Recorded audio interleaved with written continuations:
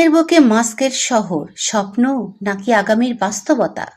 কল্পবিজ্ঞানের সিনেমাগুলোতে আমরা প্রায় দেখি মানুষ পৃথিবীর মায়া কাটিয়ে অন্য গ্রহে বসতি করছে।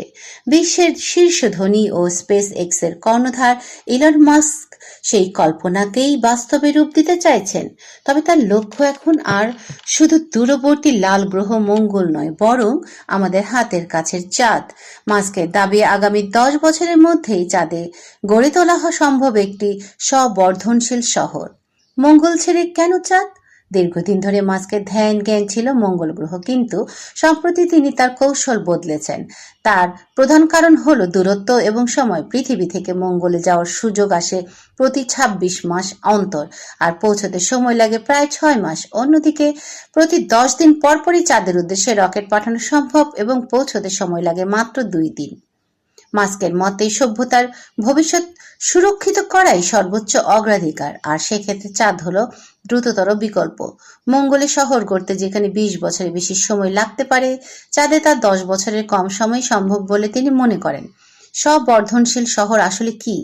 মাস্কের পরিকল্পনায় এই শহরটি হবে এমন এক জনপদ যা টিকে থাকার জন্য পুরোপুরি পৃথিবীর উপর নির্ভর করবে না।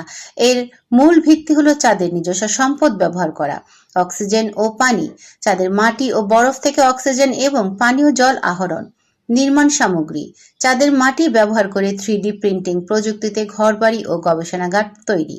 শক্তি সরবরাহ: সৌরশক্তিকে কাজে লাগিয়ে নিরবচ্ছিন্ন বিদ্যুৎ ব্যবস্থা। বিজ্ঞানীদের চোখে সম্ভাবনা ও চ্যালেঞ্জ: যুক্তরাজ্যের সারে বিশ্ববিদ্যালয়ের ডক্টর সা উং লিম মনে করেন মাস্কের এই পরিকল্পনা উচ্চাভিলাষী হলেও এটি কোনো অসম্ভব বৈজ্ঞানিক কল্পকাহিনী নয়। তাত্ত্বিকভাবে চাঁদের সম্পদ ব্যবহার করা সম্ভব, তবে চ্যালেঞ্জগুলো পাহাড়সম। 1. তীব্র তাপমাত্রা: চাঁদে দিনে প্রচণ্ড গরম এবং রাতে হাড় কাঁপানো শীত থাকে। 2. সূক্ষ্ম ধূলিকণা: চাঁদের ধুলো খুবই ধারালো, যা যন্ত্রপাতির মারাত্মক ক্ষতি করতে পারে। 3. মাধ্যাকর্ষণ: পৃথিবীর তুলনায় অত্যন্ত কম মাধ্যাকর্ষণে দীর্ঘ সময় টিকে থাকা মানুষের শরীরের জন্য জটিল হতে পারে। অধ্যাপক ক্লাইভ নীলের মতে, অর্থনৈতিক লাভজনক সম্পদ না পাওয়া পর্যন্ত পুরোপুরি স্বনির্ভর শহর গড়ে তোলা কঠিন। তবে আগামী 1 দশকে চাঁদে একটি ক্ষুদ্র ঘাঁটি স্থাপন করা অত্যন্ত বাস্তবসম্মত।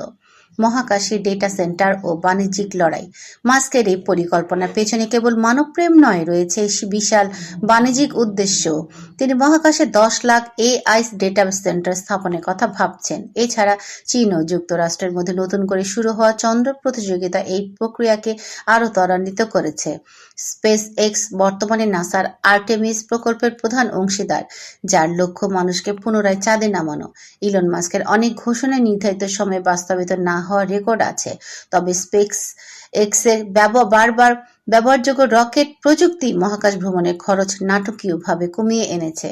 চাঁদে শহর গড়া হয়তো আগামীকালই সম্ভব নয়, কিন্তু 10 বছরের মধ্যে সেখানে মানুষের নিয়মিত যাতায়াত এবং একটি স্থায়ী গবেষণা কেন্দ্র থাকা এখন আর কেবল স্বপ্ন নয়।